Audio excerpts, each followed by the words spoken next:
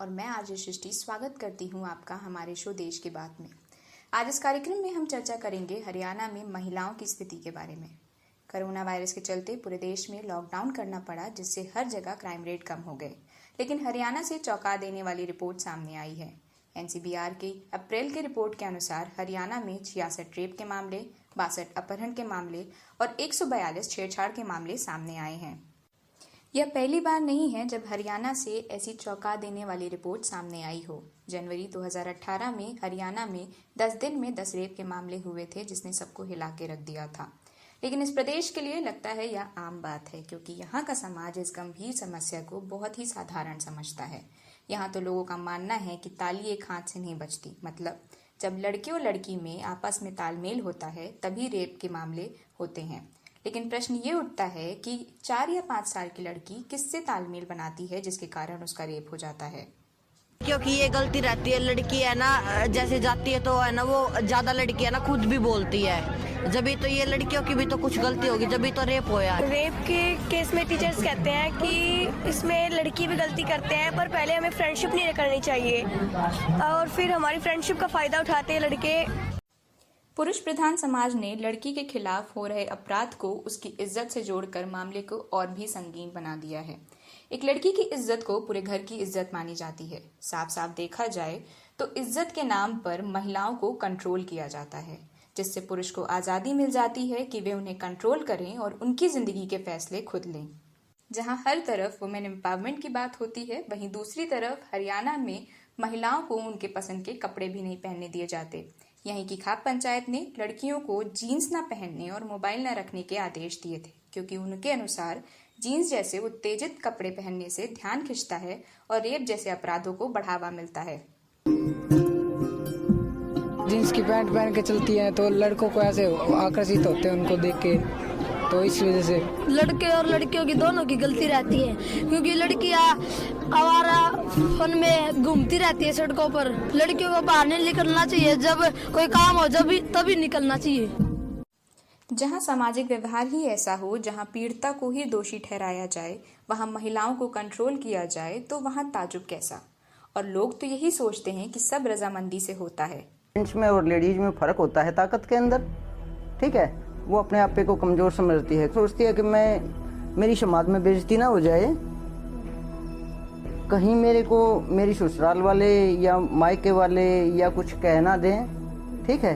वो इन सब चीज़ों को ध्यान में मद्देनजर रखते हुए है और वो अपने आप को बचा के रखती है और जो उसकी वास्तविक अधिकार हैं उनसे वंचित हो जाती है। % लड़कियां सहमति से जाती हैं, आगे आपराधिक प्रवृत्ति के लोग मिल जाते हैं जो हवस का शिकार होते हैं, तो 90% लड़कियां जाति सहमति से हैं और आगे जाके अपराधी व्यक्ति मिल जाते हैं।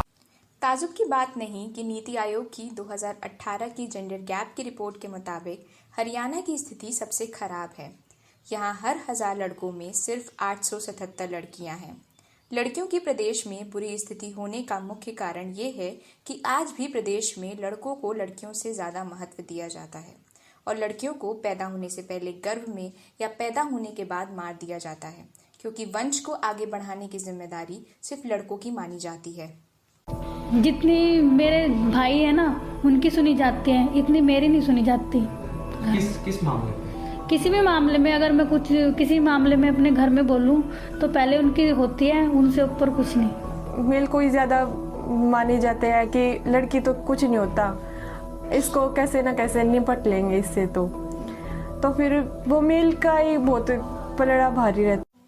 यही कारण है कि प्रदेश में लड़कियों की कमी है और इतनी कमी हो गई कि शादी के लिए लड़कियां ही नहीं बची, तो गरीब प्रदेशों से लाकर लड़कियों को यहाँ बेचा जाता है, जो कि बाद में पारोस की नाम से जानी जाती हैं। ऐसी ही कहानी 12 साल की शबनम की है, जिसे 30,000 में यह बोलकर लाया गया था कि उसे अच्छी अच्छी जगह दिखाई जाएंगी। लेकिन उस बेचारी को क्या पता था कि इतनी छोटी सी उम्र में 4 पुरुष उसका यौन उत्पीड़न करेंगे और किसी से भी उसकी शादी नहीं होगी। उनमें से एक ने तो लड़की पैदा होने के बाद शबनम को दूसरे गांव भेज दिया। हरियाणा में बहुत सारी ऐसी पारोस हैं जिनका सरकार के पास कोई भी डेटा नहीं है।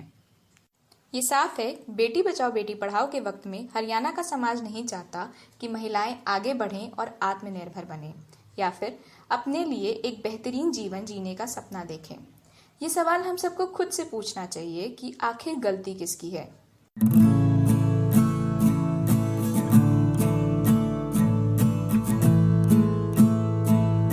चुप रह कर भी ये सब कुछ कहती है,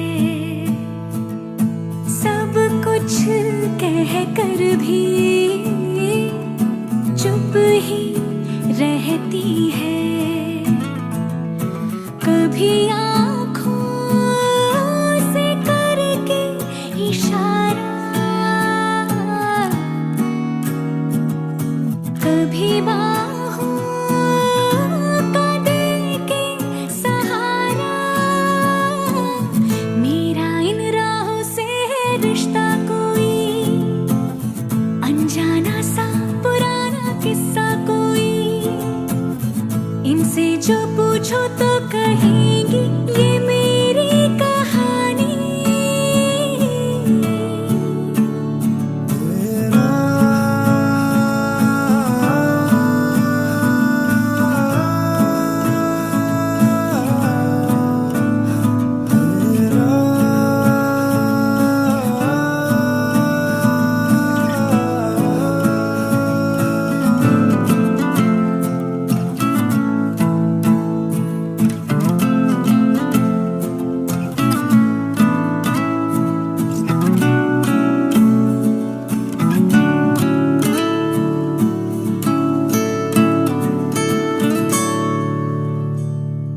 सड़कों पर इसकी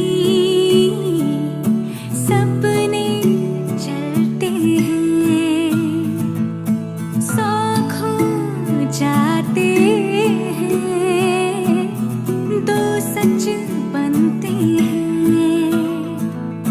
यही राहें कभी जंजीरें, कभी हाथों की ये लकीरें। मेरा इन राहों से है रिश्ता कोई अनजाना सा पुराना किस्सा कोई। इनसे जो पूछो तो कहे